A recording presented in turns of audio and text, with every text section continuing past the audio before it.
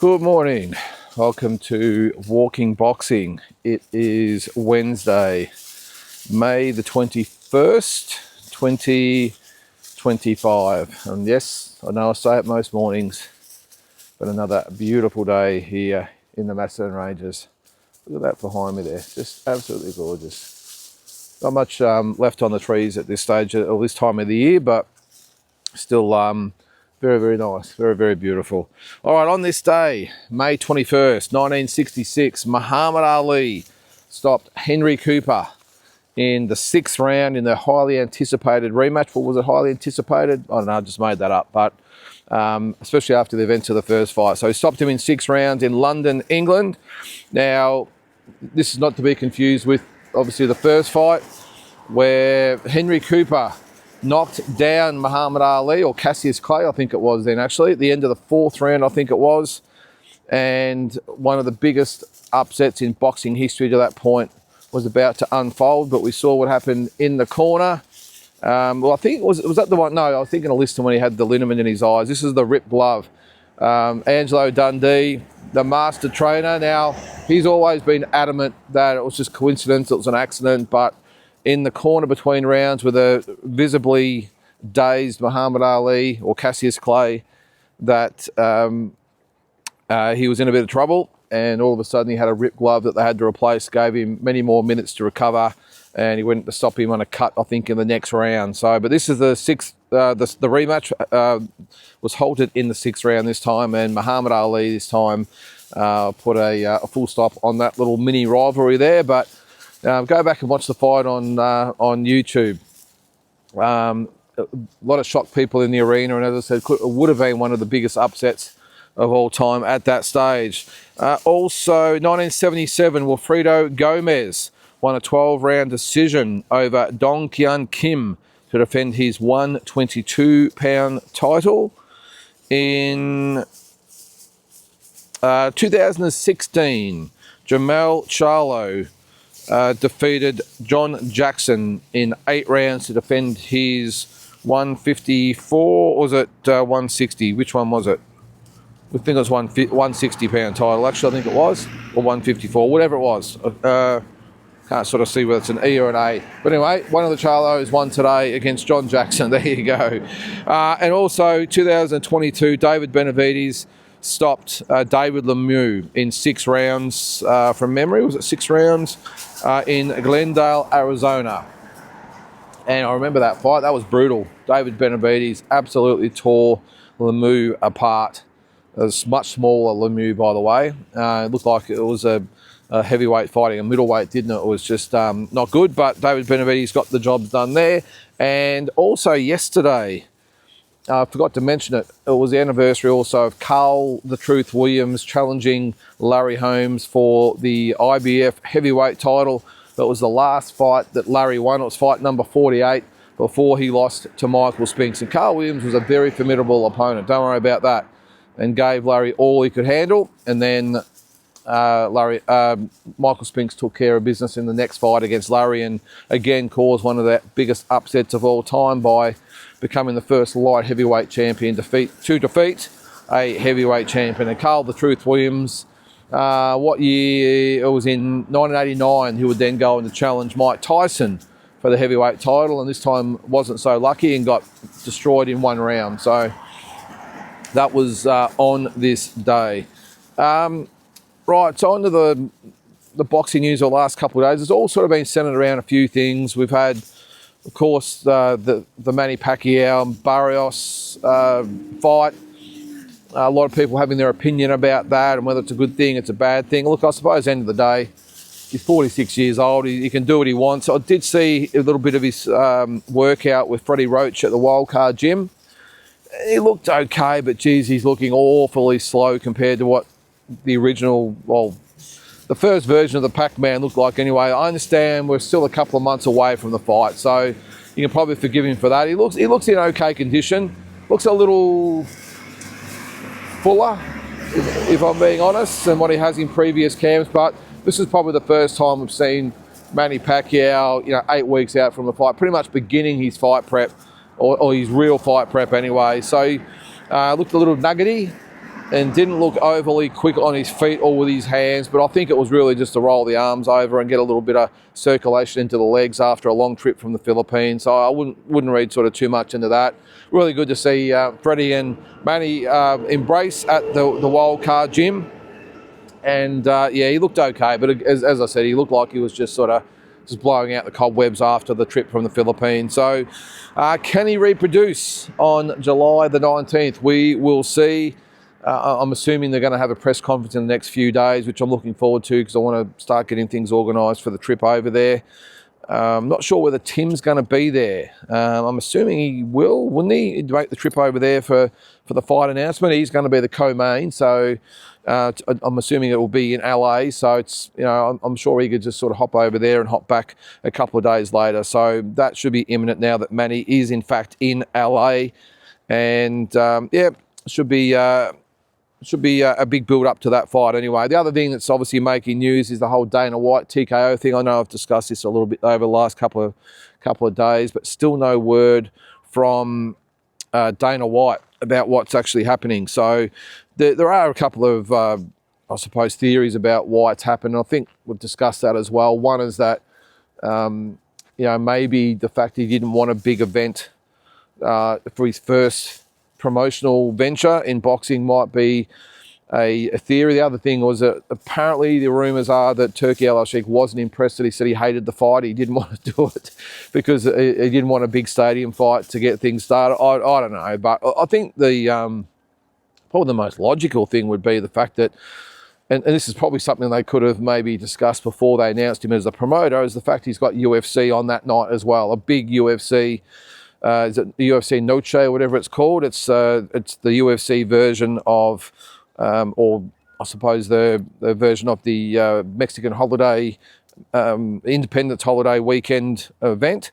So boxing's done it for years and years and years. So UFC have just sort of entered into that arena as well. So maybe that's got something to do with. Do you think that it's one of the biggest events of the year on the same night? Yeah, maybe they might have just had a bit of a chat about that before announcing him as the lead promoter. This event already is just not off to a good start, is it? It's still sort of stuck in neutral. How could they not sit down when they're talking about Dana White being the promoter, and he goes, oh, geez, 2 weeks after it was announced, oh, sorry, I forgot about that. I've actually got UFC Noche on the same night. One of the biggest UFC events of the year. Sorry, I forgot about that. Doesn't make sense to me. But anyway, lots of theories going around. The other one is everyone's talking about Tyson Fury as well. Is he coming back? Is he not coming back? I think he's coming back. I mean, it's pretty obvious. He's in the gym. He doesn't look too bad. He's leaking these little videos on social media. He's coming back. I just think he's just probably putting himself in a position for the Anthony Joshua fight. That's the one that makes sense. What other fight out there is there for him? I know Usyk has said he wouldn't mind maybe fighting Joshua or Fury again. I'm not so sure. Maybe. Although you would think, having said that, so obviously we've got Usyk and Dubois again on July 19th. If Tyson Fury and Anthony Joshua fought, would that be enough to drum up interest in a third fight between Usyk and those guys, if, of course, Usyk beats Dubois? Or even if Dubois beats Usyk to fight the winner of that fight. Yeah, look, it's there's a lot of intrigue about it. And look, at the end of the day, as I said, I think he's going to fight, but it's just a matter of when he makes the announcement. Eddie Hearn's actually been pretty vocal about saying, hey, Tyson, can you just put us out of our misery, mate? Can you let us know whether you're in or out? You know, none of this sort of putting us off. They're really keen for the fight.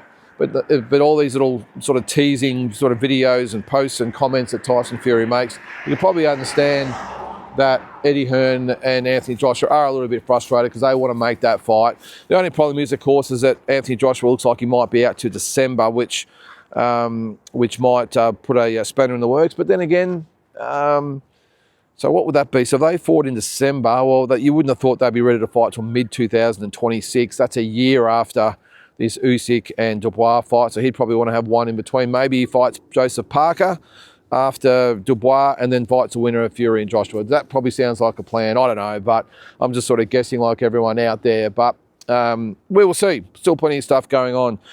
So they're probably the big sort of parts of the news going on at the moment. I know the Jake Paul, who I see Chavez here, I don't really want to comment too much on that, about that circus. But speaking of circuses, yesterday, would you call it a press conference?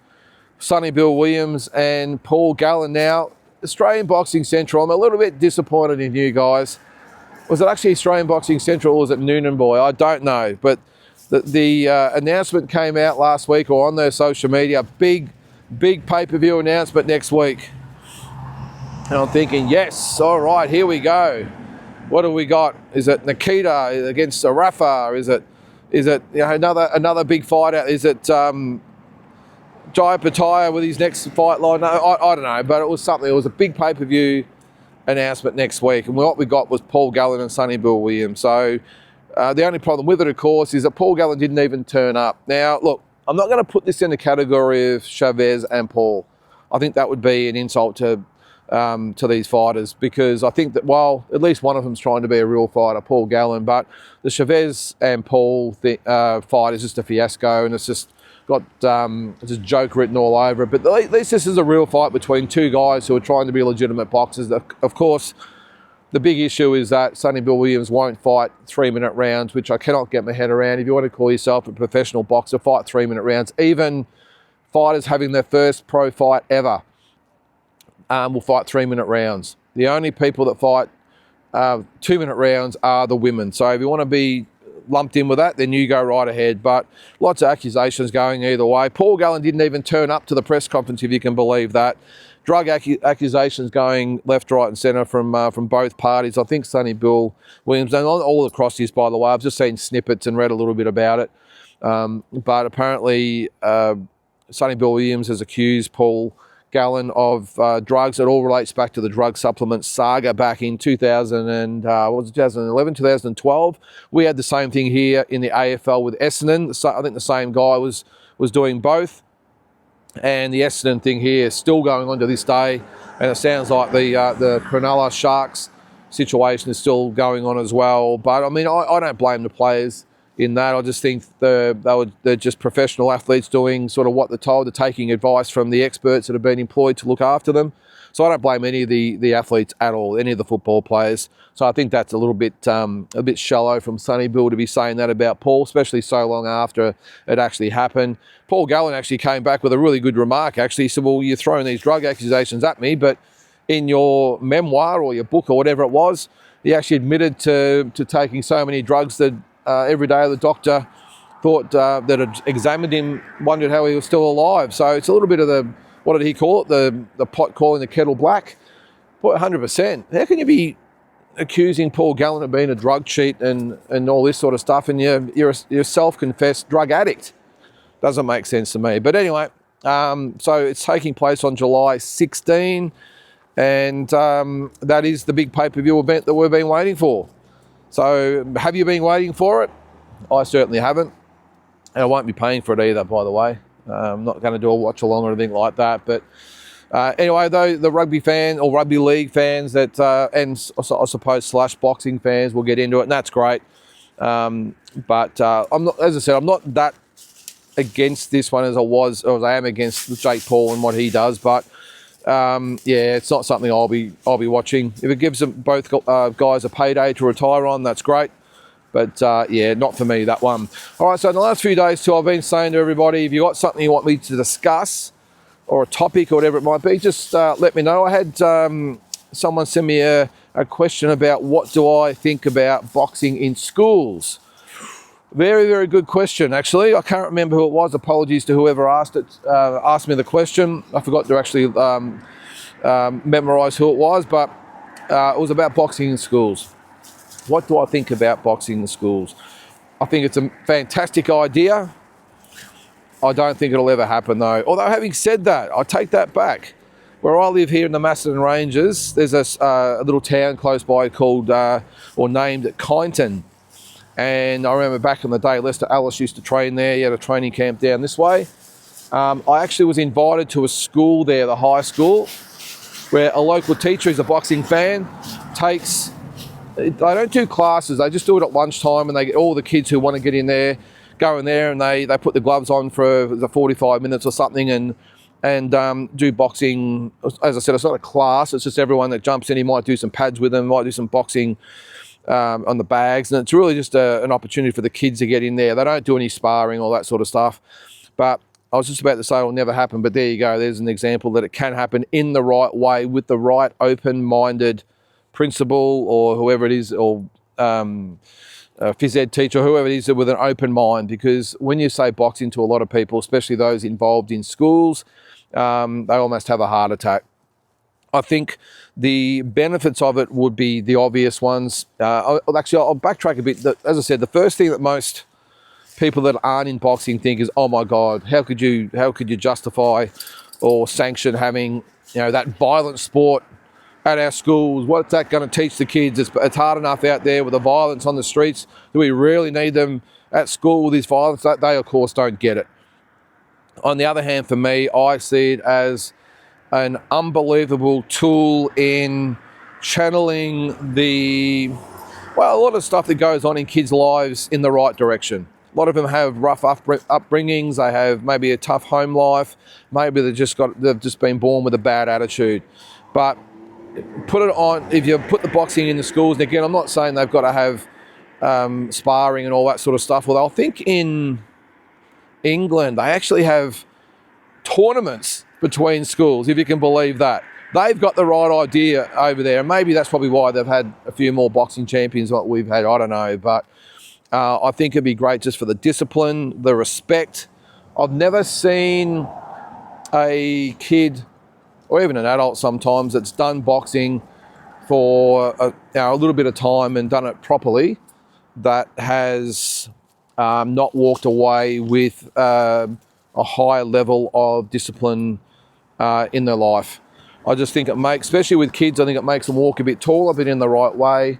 I think they of course, it's not really even the fitness side of things or anything like that. I just think it as I said, it makes kids walk taller, makes them have, or gives them some confidence. If they are, of course, you get kids that are bullied. So you've got the two types of kids. You've got the ones that probably need it to get a little bit of discipline in their lives because they might be acting out about what's happening at home, or they just might have a bad attitude. And then you've got the kids who maybe don't have much confidence. They might be getting bullied.